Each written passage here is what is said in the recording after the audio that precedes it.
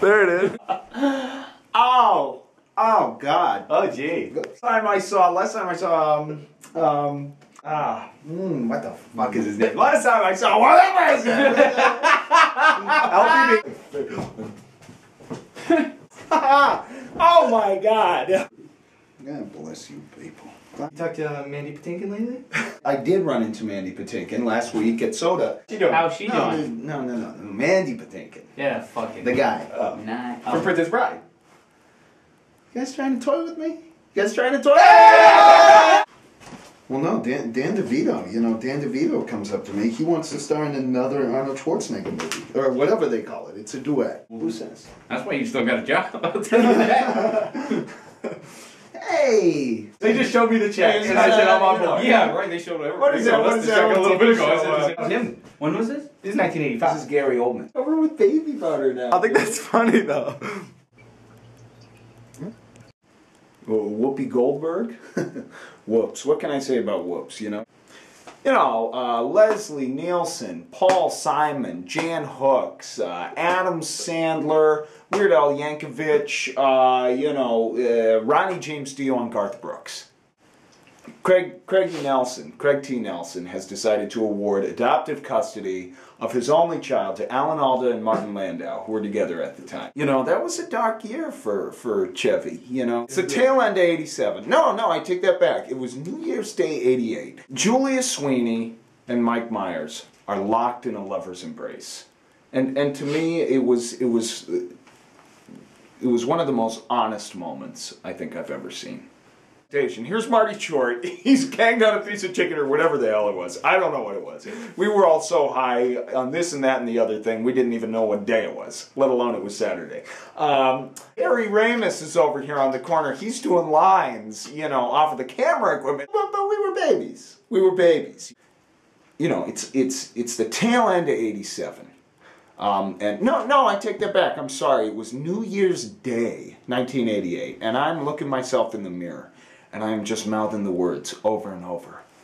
You know, William Hurt is gone.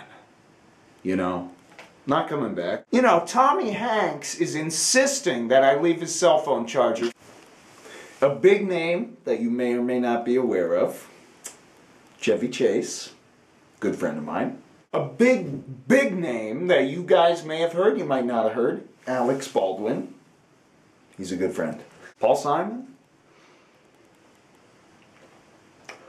Whew. Lovely Paul.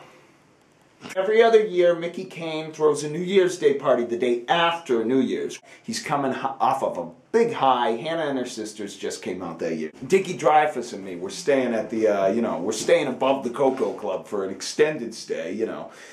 Dickie's been happily married, 5 times. He's been happily married for 25 unconsecutive years. Anyway, we always seem to have fun with that. Who comes at me but the ghost of John Candy, and the first thing I recognized was that he had grown a very distinctive soul patch. Richie Gere comes running down the hall.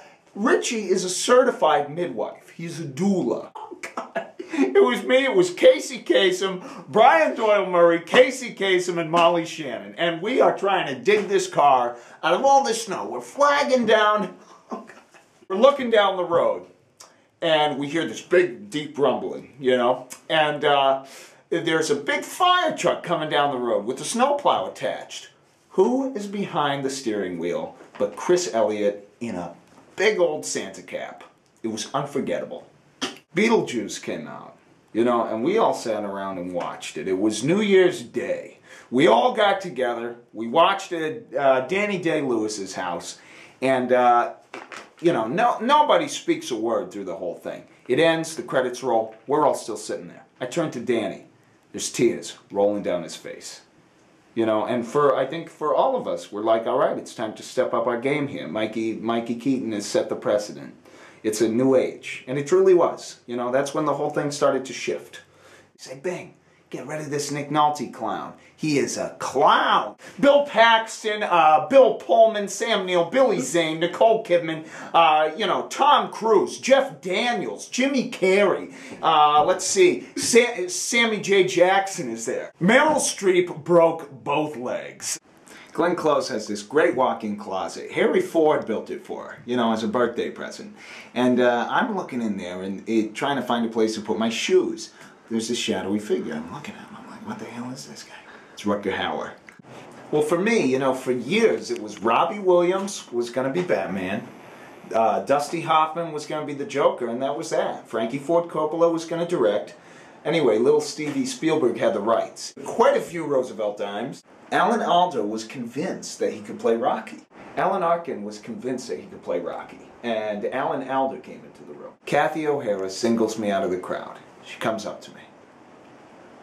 She looks me dead in the eye. She goes, I want to fuck you.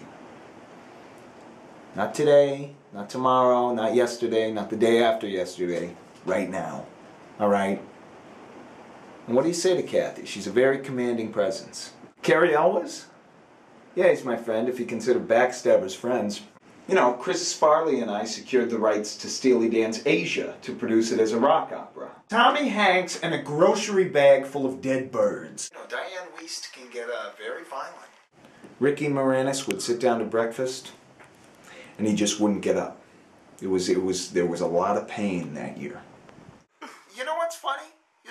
Is that nowhere in print will you find a description of how warm Rick Moranis' smile is. It's me, Dick Simmons, Bill Joel, and Bono tearing it up at the Cocoa Club.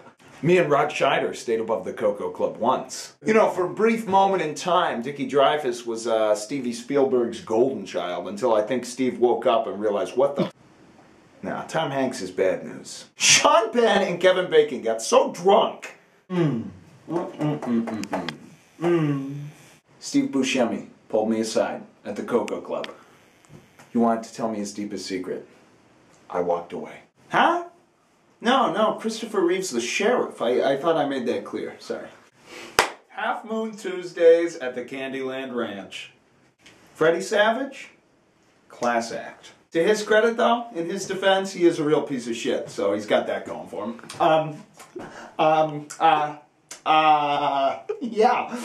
Steve Wonder, I got him a pair of steak knives for Christmas one year, whole set, sorry, and, some people might think, whatever, that's kind of a practical gift, but he had mentioned it, like, every time we got together, and I pick up on these things, I pick up on it.